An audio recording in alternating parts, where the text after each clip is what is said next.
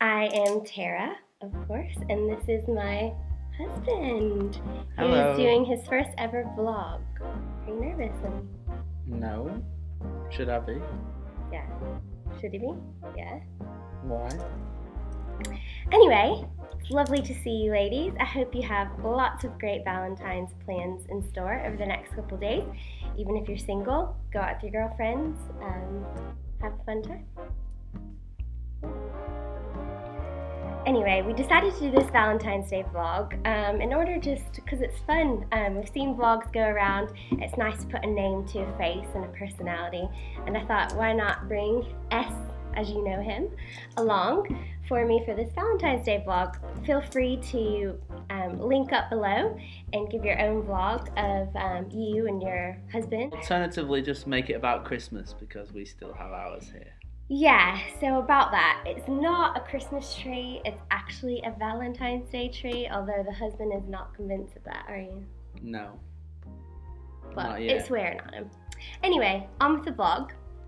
We've selected some questions, so like I said, feel free to join along, link up below with you and your husband. First question, how we met and how long we've been married? Well, short story is, we met because, oh yeah, as you'll notice he has an English accent. We met because his family came to Florida, where I'm originally from. And no. That's how we met. And we've been married how long? A year and 6 months. Oh, very accurate. Impressed. Yes, nearly 2 years. And yeah, that's how we met. Is there anything else to add to that? No, Tara obviously liked me since I was a little kid, and I was obviously in Florida for Disney World. And she looked up to me and admired me for many, many years. I mean, you know we're how that real all on this goes. vlog. We don't lie. Right. It's a lie. One tip every newlywed should know. Well, we're not pros yet, I don't think. I think the 5-year mark is when you become a little bit of an expert, maybe? 5 years, really? Oh, I don't know. Anyway, I would say one tip would be, if we could give any newlywed a tip, it would be that it's not about you anymore. Because, no, I mean, not as in it's not about me anymore. Like, you're not single and you're sharing. You mean it's not about me? No, it's not about us, and we're married and we're sharing this adventure together. And that's a big step, isn't it? When you're living on your own and you're doing your own thing and then you're sharing life with someone else now. Yeah. I think nothing is perfect, you know, and you can go into marriage with these impractical, unrealistic, movie-based dreams of what marriage is like, and, you know, it's not perfect every day, but it's perfect in so many ways. Yeah, and I think it's about choosing every day to love the person more than the day before, wouldn't you say? Yeah. Right, next question. 2 date night ideas. Oh, for me, it's all about the movies. Easy choice. Actually, I like a good sleep in the movies. Yeah, that's true, actually. Actually, funny story. I said after the fact that I never would like a first date to be at the movies because you can't talk and you can't interact. Guess where we went on part of our first date? The movies. And you kissed me in the movies for the first ever kiss. Liar again. Anyway, moving on. Oh, that was one idea. I would say I'm a bit of a hopeless romantic, and so I think a picnic in the park. When have we ever done that? Remember that one time we did have a picnic in the park last year on the rare sunny day in England? Tell me you remember. I remember it. I fell asleep again. Oh, you sound like a really boring date. Why not a boring day? No, not all the time. Oh, anyway, I would say picnic in the park, or what's another good date that we've been on? Anywhere as far as you can go from the English rain is a good day out. Yeah, that's a really good day. Weekend. Week. 2 weeks. Yeah, whenever we can escape the rain, that's a nice day. But we have had some sunny days in England where we've walked the park, went to dinner, went to a nice lunch outside in the pub, high tea in the pub. That's like a bar for all the Americans out there. Well, it's a bar, but it's more of a restaurant than a bar, would you not say? No. Yeah. Movies. All the way. No. Anything but. If it's going great, then you might get the first peck on the cheek. If it's not going great, then just concentrate on the movie. Anyway, I would say sushi, picnic, a date day in. We did have sushi on our first date. Yeah. A date day in is good, isn't it? One thing marriage is not. Oh, I think we covered this. Well, I think it's not. Don't live with unrealistic, impractical, imperfect visions of what it is. So it's not an everyday fantasy?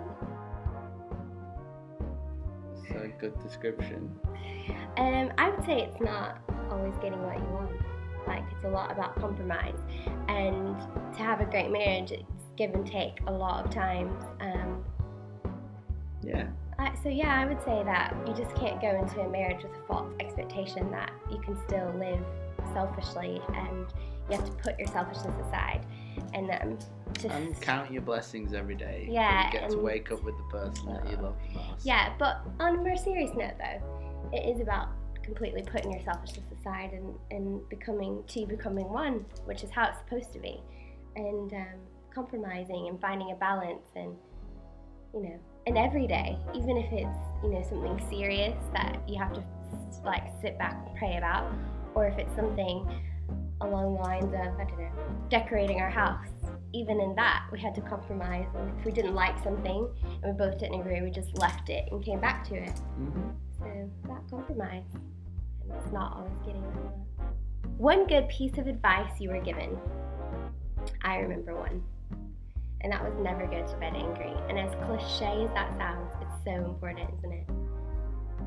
It's gotten close a couple of times to coming true. But we always make up.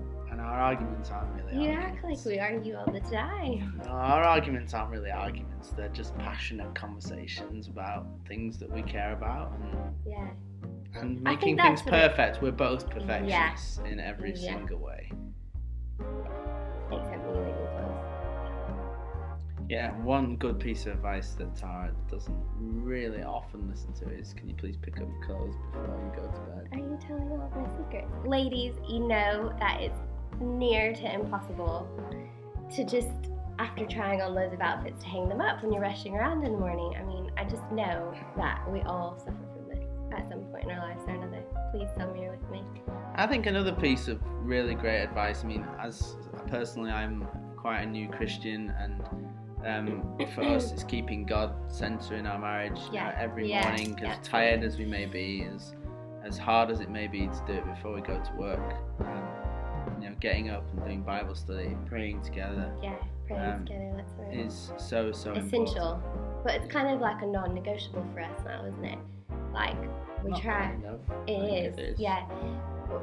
We're trying to make more of an effort to come to prayer about every decision we make, because we know it's so vital, and we've realized that when we do it, the outcome's so much better.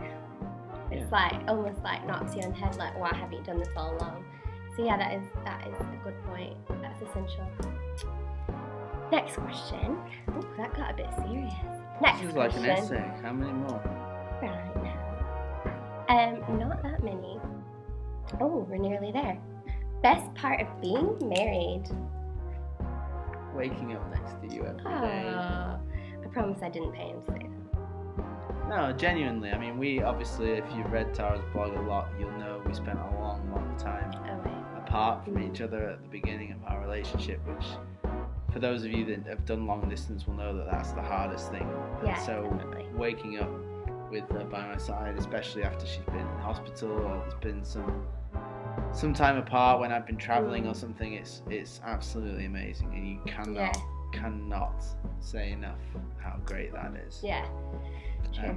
But sharing experiences, doing things together that you couldn't ever do by yourself, and things that you've done by yourself and that are all new when you do it together, that's the best part of being married. Yeah, just to add to that, I mean, I just think it's such a blessing. Like, it's just so amazing to have another partner that you can do things with and just dream bigger dreams with, and kind of just do life beside every day. and yeah, build to the bigger goal, which is, you know, living a life of purpose. You'll probably never do a vlog with me again, will you? Message to the singles. Right, we've talked loads about marriage, but we realize that even some of our closest friends and best friends are still single, and so we just thought it was important to give a message to you that even though it's Valentine's Day and everything's about love, it's still important. And this, I think this season of your life, as we recognized, is such a vital time. You're growing, you're learning, you're figuring out who you are. And although you may already know that, it's just a time that you'll look back on and really enjoy in the season. If you learn to enjoy the season, you'll look back on it like we have, I think, and saw where we were then and where we are now, and that if we didn't have those times of singleness and times apart and challenges and trials, we wouldn't be who we are as a married couple today. Yeah, I think don't compromise. Yeah, you know, definitely. When you've had a hard time, when you're feeling lonely, when you've, you know, not had things go your way, especially in the love life department, as many of my friends who are probably watching this will give you many stories about. What? Who knows?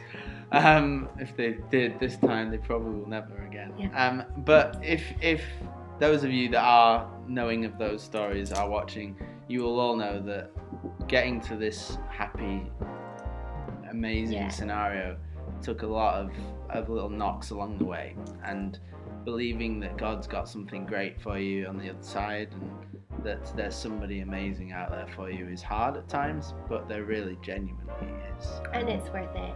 And I know that the cliche says, when you're not looking, when you least expect it, you'll find somebody. And I think that's true for us. Like, we were both kind of in this period where we had not written off relationships. I don't like when people say that, but we were just really enjoying our time and we were quite content, I would say, of just living our own lives and pursuing our own goals. And that's when it happened, because, and it wasn't instant. Well, for me it wasn't. She lies. And if you're not comfortable being by yourself, then you won't be comfortable with being with somebody else. Yeah, exactly. And for me, it was just like I had already kind of put that aside, so it was easier for me when I saw the opportunity arising to kind of step back and pray about it and not jump into something either. And so I think that's what it kind of means, that when you're not looking for it, you're more willing to kind of take it or leave it, pray about it, and see if it's the right thing. Yeah, so. And lastly, remember that you're watching this because you know us in some way, and we love you for that. So if you're feeling lonely on Valentine's Day, call us because we'll be around and be happy to talk. And we'll have a Valentine's Day party together. Correct. With our tree. Yeah, and our plates. Hello, chargers. It's not just a tree, honey. We have so many plates that you don't eat off in this house. But he thinks it's just a tree. We'll see if it makes appearance next year.